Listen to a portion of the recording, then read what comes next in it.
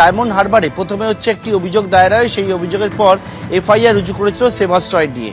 এরপরে গতকাল রাত্রেবেলা আরও একটা এফআইআর দায়ের করেছে পুলিশ, এবং সেখানে হচ্ছে অভিষেক বন্দ্যোপাধ্যায়ের নাম যেমন রয়েছে, তার সঙ্গে অভিষেক বন্দ্যোপাধ্যায়ের আপ্তসহায়ক সুমিত রায়ের নাম রয়েছে। এর সঙ্গে হচ্ছে জাহাঙ্গীর খান থেকে শুরু করে দিলীপ মণ্ডল বিধায়ক থেকে শুরু করে বিধায়ক শামীম আহমেদ মোল্লার নাম রয়েছে। এছাড়া একাধিকের নাম কিন্তু রয়েছে এবং প্রত্যেকের রোল সেখানে স্পষ্ট করে সেই এফআইআর এখন উল্লেখ করা হয়েছে। এবং এক্ষেত্রে হচ্ছে অভিষেক বন্দ্যোপাধ্যায়ের উদ্যোগে যেমন এই সেবাশ্রয় প্রকল্পটি হয়েছিল, তার পাশাপাশি বাকিরা হচ্ছে কেউ হচ্ছে গোটা বিষয়টা কোঅর্ডিনেট করার জন্য, কেউ হচ্ছে সমস্ত বিষয় অর্থাৎ কোথা থেকে কোন জিনিস আসবে, কোন ইকুইপমেন্ট আসবে, চিকিৎসক কোথা থেকে আসবে, সেই সমস্ত দায়িত্ব ছিল। কিন্তু এই যে অভিযোগ, সেই অভিযোগে একাধিক ধারায় মামলা হয়েছে, যার মধ্যে বিএনএস ধারা যেমন রয়েছে, অন্যান্য ধারাতেও কিন্তু মামলা হয়েছে।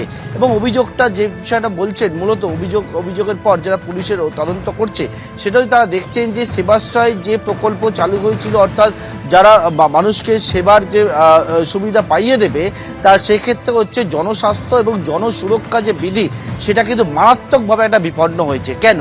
তার কারণ অভিযোগকারীর অভিযোগ অনুযায়ী যে বিষয়টা বলা হচ্ছে, আসলে কিন্তু এখানে সেবা দেওয়ার নাম করে, চিকিৎসার নাম করে প্রতারণা করা হয়েছে, জালিয়াতি করা হয়েছে।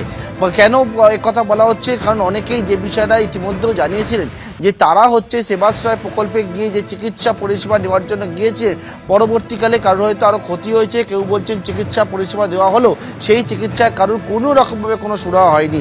এক্ষেত্রে বেশ কিছু প্রেসক্রিপশন জমা পড়েছে পুলিশের কাছে, যে প্রেসক্রিপশন এখানে স্পষ্ট করে উল্লেখ রয়েছে কারণ যাদের নাম রয়েছে যে এইরকমভাবে মেডিসিন তাদেরকে দেওয়া হয়েছে, এবং সেখানে যে সকল চিকিৎসকদের কোনো রেজিস্ট্রেশনই পায়নি তারা হচ্ছে প্রেসক্রিপশন লিখছে, এবং সেই জায়গায় সেই রকম প্রেসক্রিপশন বেশ কিছু জমা পড়েছে।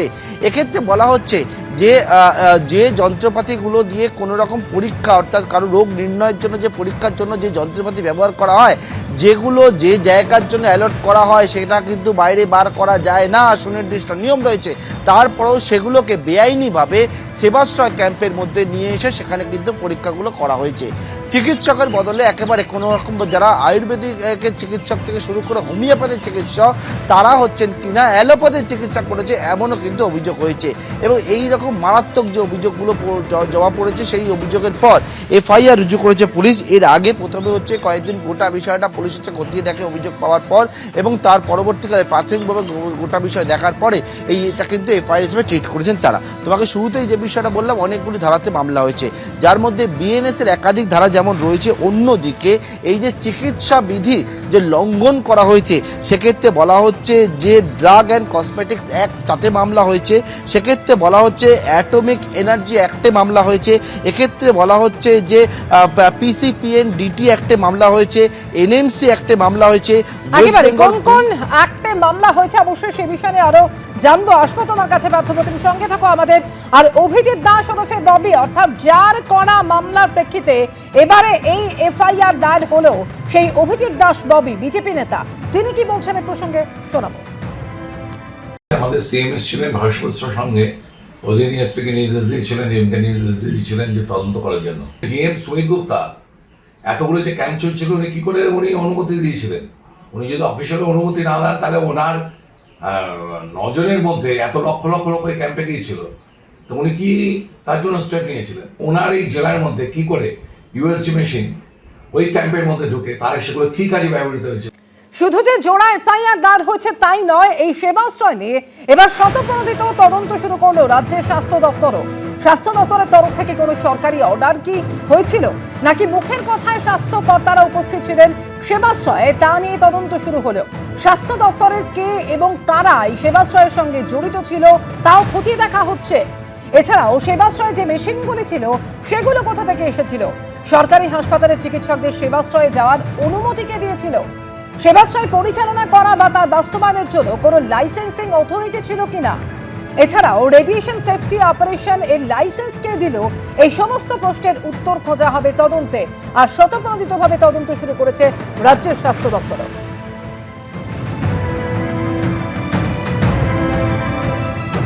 আরো একবার কথা বলবো, সরাসরি পার্থপ্রতিম ঘোষ আমাদের সঙ্গে রয়েছেন। অর্থাৎ পার্থপ্রতিম, একদিকে ডায়মন্ড হারবার থানা, অন্যদিকে বিষ্ণুপুর থানা, যেখানে জোড়া এফআইআর দায়ের হয়েছে, আর তারই মধ্যে এবার আমরা দেখলাম যে স্বতঃপ্রণোদিতভাবে রাজ্যের স্বাস্থ্য দপ্তর তারাও তদন্ত শুরু করলো। সেবাশ্রয় নিয়ে যে ভুরি ভুরি অভিযোগগুলো এসছে এবং গোটা রাজ্যের একটি জায়গা ডায়মন্ডহারবার বিধানসভা কেন্দ্রে, সেখানে কিন্তু প্রথমেই শুরু হয়েছিল এই সেবাশ্রয় প্রকল্প এবং এই সেবাশ্রয় প্রকল্প নিয়ে যে অভিযোগগুলো সামনে আসছে, মারাত্মক অভিযোগ সামনে এসছে। জোড়া এফআইআর হয়েছে, একদিকে ডায়মন্ডহারবার থানা, পরে হচ্ছে বিষ্ণুপুর থানা, অন্যদিকে রাজ্য স্বাস্থ্য দপ্তর, তারাও কিন্তু স্বতঃপ্রণোদিতভাবে গোটা বিষয়টা ইতিমধ্যে খতিয়ে দেখার কাজ শুরু করেছেন যে এই যে গোটাটা অর্গানাইজ করেছিলেন তারা, সেক্ষেত্রে যে সঠিক নিয়মগুলো মানা হয়েছিল কিনা। অভিযোগ যেটা হচ্ছে সঠিক নিয়ম মানা হয়নি এবং এক্ষেত্রে একেবারে কার কি রোল রয়েছে, পুলিশের কাছে যে অভিযোগ জমা পড়েছে প্রত্যেকের নামে কিন্তু আলাদা আলাদা রোলে কিন্তু এক হচ্ছে নাম রয়েছে। যেমন অভিষেক বন্দ্যোপাধ্যায়, গোড়াটা হচ্ছে তিনি যখন অর্গানাইজের দায়িত্বে ছিলেন, গোড়াটা তার প্রকল্প, তিনি প্রধান ছিলেন এবং অ্যাকিউজ নাম্বার 1 হিসাবে যেমন রয়েছেন হচ্ছে তার নাম হচ্ছে ডায়মন্ডহারবার থানা, অ্যাকিউজ নাম্বার 1 হিসাবে কিন্তু নাম রয়েছে হচ্ছে বিষ্ণুপুর থানাতে। অন্যদিকে সুমিত রায়, তার আত্মসহায়ক, তার বিরুদ্ধেও বলা হচ্ছে যে তিনি হচ্ছেন প্রিন্সিপাল কোঅর্ডিনেটর এবং গোটা দায়িত্ব ছিল। এর পাশাপাশি অয়ন ঘোষ দস্তিদার থেকে শুরু করে জাহাঙ্গীর খান, যারা হচ্ছে লোকাল অর্গানাইজার এবং কোঅর্ডিনেটর ছিলেন। এর পাশাপাশি শামীম আহমেদ মোল্লা, তার নামও রয়েছে। এর পাশাপাশি গৌতম অধিকারী থেকে শুরু করে মেহবাবুর গায়েন থেকে শুরু করে নবকুমার বেতাল থেকে শুরু করে দিলীপ মণ্ডল, আরও এক বিধায়ক যিনি বর্তমানে গ্রেপ্তার হয়ে রয়েছেন, তার নাম রয়েছে।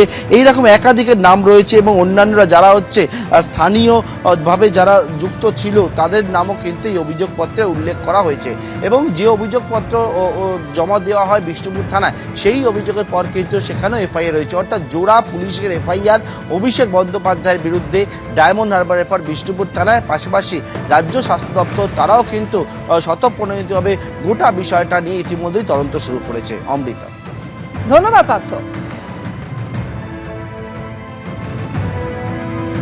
আর এই সেবাশ্রয় নিয়ে সাধারণ মানুষের তরফ থেকেও ভুরি ভুরি অভিযোগ সামনে আসছে। কেউ চিকিৎসা পাননি, কারো অভিযোগ ওষুধ খেয়ে ফল হয়েছে উল্টো। অভিষেক বন্দ্যোপাধ্যায়ের সেবাশ্রয় নিয়ে এমনই অভিযোগ তুলেছেন ক্যাম্পে চিকিৎসা করাতে আসা সাধারণ মানুষ। ওরা ওষুধ দিয়েছিল মাথা যন্ত্রণার, আরো এখানে বেশি মাথা ঘুরছিল। ওষুধ খেয়েছি, খেয়ে কিছুই হয় না। দক্ষিণবাগী সেবাশ্রয় যেখানে হয়েছিল ওখানে আমি গিয়েছিলাম, আমার গাইনি প্রবলেম আর কোমরের যন্ত্রণার জন্য আমি গিয়েছিলাম। ওখানে যে ওষুধটা দেওয়া হয়েছিল চিরকুটলিকে পাশের কাউন্টার থেকে নিয়ে নিতে বলা হয়েছিল। দেখছি ওষুধ খাওয়ার পরে যন্ত্রণা আরও বেড়ে যাচ্ছে, তারপরে আমি ফেলে দিয়েছিলাম। ওখানে লেগেছিল, ডাক্তারখানায় গিয়েছিলাম, ওই অল্প বয়সের বাচ্চা ডাক্তার দেখেছিল, কিন্তু খেয়ে কিছু হয়নি। লাইন প্রচুর দিয়েছি, লাইন দেখিয়ে আবার পানাকুয়ায় পাঠিয়েছিল, সেখানে গিয়েছি, খেয়ে কিচ্ছু হয়নি। ওষুধ খেয়ে চশমা দেয়নি, দেওয়ার কথা ছিল। ওখানে যাওয়া হলো, ওরা একটা চিরকুটে লিখে দিল, ওই প্রেসার কিছু মাপা হলো না, কোনো কিছু না। একদিন খাওয়ার পরে ওটার আরও মানে কন্টিনিউ বেড়ে গেল। সমস্যা ছিল, কোমরের সমস্যা ছিল, কোমরের যন্ত্রণা এবং ঘাড়ের সমস্যা ছিল, ঘাড়ের যন্ত্রণা। পরের দিন এসএসকেএমে নিয়ে যাওয়া হলো। হ্যাঁ, এখন বর্তমানে সুস্থ আছে। সেবাশ্রয় চিকিৎসায় কোনো লাভ হয়নি। আমাদের ওই চোখের জন্য সমস্যা, ঘাড় যন্ত্রণা হয়, মাথা যন্ত্রণা হয়। দেখে মানে ওষুধপালা দিয়েছিল, ওতে কিছু কাজ হয়নি। চশমা দেওয়ার কথা ছিল, দেয়নি। শীঘ্রই অভিষেক বন্দ্যোপাধ্যায়কে শ্রীঘরে পাঠানো হবে, আগাম গারদ শুভেচ্ছা জানিয়ে রাখছি। প্রতিক্রিয়া স্বাস্থ্যমন্ত্রী শারদ মুখোপাধ্যায়ের। শীঘ্রই ওনাকে শ্রীঘরে পাঠানো হবে, আগাম গারদ শুভেচ্ছা জানিয়ে রাখছি। স্বাস্থ্য দপ্তর ইন্ডিপেন্ডেন্ট স্বাধীনভাবে তদন্ত শুরু করেছে, পুলিশ দপ্তর তার তদন্ত শুরু করেছে। আমাদের কাছে যা যা তথ্য প্রমাণ আসবে সেগুলো আমরা সবই পুলিশ ডিপার্টমেন্ট বা গৃহ মন্ত্রণালয়ে পাঠিয়ে দেবো। সেবাশ্রয়ে যা যা মেশিন লেগেছিল, যে ডাক্তার এসেছিল, কোনোটাই সঠিক নয়। মেশিন বাইরে নিয়ে যাওয়ার কোনো লাইসেন্স ছিল কিনা, নর্মাল